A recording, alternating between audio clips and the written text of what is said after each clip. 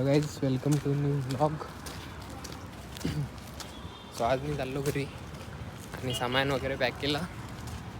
तर त्याच्यानंतर आता बस स्टँडवर पैदल जावं लागते. तर ठीक आहे, जातो मग. ऑटो वगैरे बघतो, हात दुखू राहिला.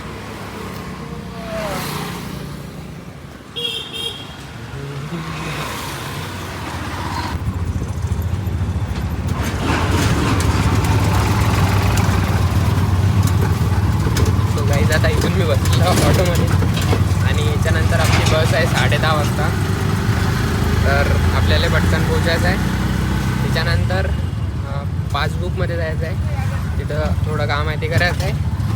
नंतर जाऊ आपण बसमध्ये. ओके. तर तसं तर एका हाती ते बॅग होती ना, म्हणून मोबाईल काही काढता नाही आला. पण ठीक आहे, पुढे बसमध्ये वगैरे काढता येईल. तर थोडी तिथं झाल्यावर भूक पण लागली, तर नाश्ता वगैरे करून घेऊ आपण. त्याच्यानंतर जाऊ आपण आज घरी. ओके. तरी संध्याकाळपर्यंत पोचून जाऊ. तर ठीक आहे.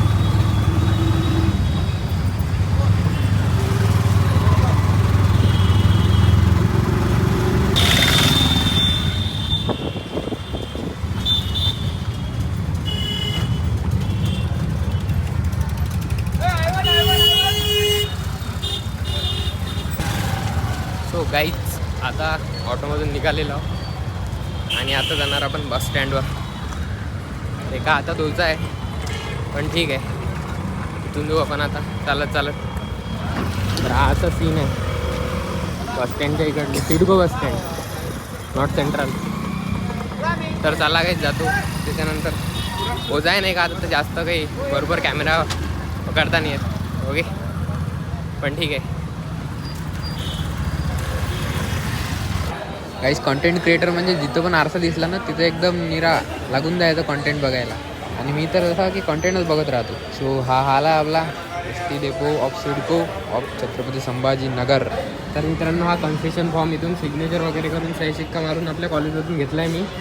यानं काय होते, आपलं तिकीट अर्ध पडते.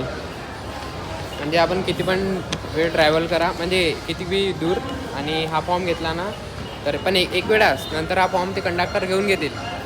आणि एक वेळा घेतला तर ते आपल्यासाठी अर्ध तिकीट. कॉलेजचे एक आपण स्टुडंट आहो ना, त्याचा बेनिफिट.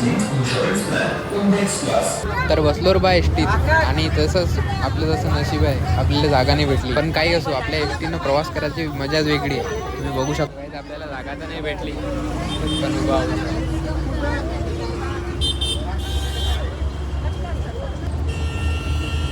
आणि या आजोबांचं एज माहिती आहे तुम्हाला? ते माझ्यासोबत गप्पा करू राहिले. ते त्यांचं एज त्यांनी सांगितलं 80+ आहे म्हणे बा आपल्या लॉगमध्ये. आणि मी तर मस्त थोड्या वेळानं जागा भेटली आपल्याला जालन्याले, आणि तिथं बुक्स आणलेली होती. आणि मला ट्रॅव्हलिंगसोबत बुक रिडिंग करायला यायला आवडते. म्हणजे बुक रिडिंग तर मला थोडा इंटरेस्ट वाढू राहिला आता, कारण की मी बुक रिडिंग करायला लागलो. कारण की मी ना सोशल मीडिया सगळं स्किप केलं ना, त्यामुळे गाईज. तर तुम्ही पण बुक रिडिंग करत जा, मजा येते. थोड्या दिवस काही हे होईल, पण काही दिवस तुम्ही कंटिन्यू केल्यावर नंतर तुम्हाला मजा येईल बुक रिडिंगमध्ये. आणि चांगल्या बुक्स वाचल्या ना, तर एकदम आपलं हे माइंडसेटला चांगला ग्रो होते गाईज. तर त्यासाठी तुम्ही पण बुक रिडिंग करत जा आणि ग्रो करा तुमच्या फील्डमध्ये. स्क्रोलिंग बंद करा गाईज, शेड्यूल करा तुमची चांगलं लाईफ, आणि रिॲलिटी जगा भाई. फिरा, घुमा, काही पण करा, पार्कमध्ये बसा, काही पण करा, पण स्क्रोलिंग आणि ते मोबाईलच्या त्या दुनियेतून बाहेर निघा. कंझ्युमिंग नका करू फक्त काही पण. मी तर बघतो काही जण सिरीज, वेब सिरीज, मूवी त्याच्यात लागलेले असतात.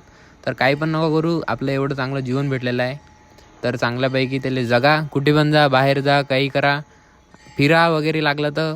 पण हे मोबाईल वगैरे हे कंटेंट सोडून, डिजिटल सोडून, बाकी काही पण करा. तर आजच्यासाठी एवढंच ज्ञान, आजचा एक्सपिरियन्स एवढाच आपला. सो गाईज, आता इथून जातो मोठ्या बाबाच्या घरी.